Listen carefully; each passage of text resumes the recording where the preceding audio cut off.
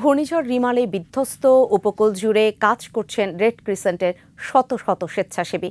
বিতরণ করছেন শুকনো খাবার, আর ক্ষতিগ্রস্তদের ঘর নির্মাণের যাবতীয় সরঞ্জামও রয়েছে প্রস্তুত, জানাচ্ছেন Akhil Poddar. Walton air conditioner exchange অফারে স্প্লিট এসিতে 23,000 টাকা পর্যন্ত নিশ্চিত ছাড়। রিমালের আঘাত ম্রিয়মাণ হলেও ক্ষতির মাত্রা একেবারে কম নয়। দুর্গতদের পাশে দাঁড়াতে তৎপর রয়েছে রেড ক্রিসেন্ট সোসাইটি। শুকনো খাবার পৌঁছে দিতে দুর্গম এলাকায় ছুটছে স্বেচ্ছাসেবীর দল। কোনো পশু পাখি এবং মানুষ যেন মারা না যায়, তাই এই জন্য আমরা সদা প্রস্তুত থাকি।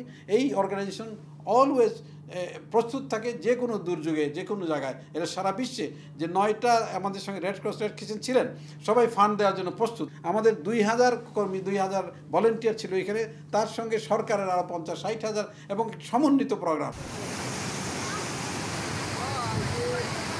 ঘূর্ণিঝড় শুরুর আগে থেকেই দেশীয় ও আন্তর্জাতিক সংস্থাগুলোর সাথে বৈঠক করছে Bangladesh red crescent. American red cross ওখানে ছিলেন, জাপান রেড ক্রস ছিলেন, সবার প্রতিনিধি উপস্থিত ছিলেন, মন্ত্রী মহোদয় সহ। আমরা এই আলোচনায় বসে আমরা কীভাবে মোকাবেলা করতে পারি, কারণ আমরা অ্যান্টিসিপেটরি অ্যাকশন, আমরা অ্যান্টিসিপেশন করে আগের থেকে আমরা অ্যান্টিসিপেট করব, অনুমান করব কী হচ্ছে না হচ্ছে, তার আগেই আমরা প্রস্তুত করে রাখি, যেন একটা কিছু হওয়ার আগেই আমরা সেখানে যেতে পারি এবং মানুষকে সাহায্য করতে পারি। সবাই মিলে কাজ করলে ভবিষ্যতে দুর্যোগ মোকাবেলায় বাংলাদেশ হবে অনুকরণীয়, এমন দাবি রেড ক্রিসেন্ট চেয়ারম্যানের।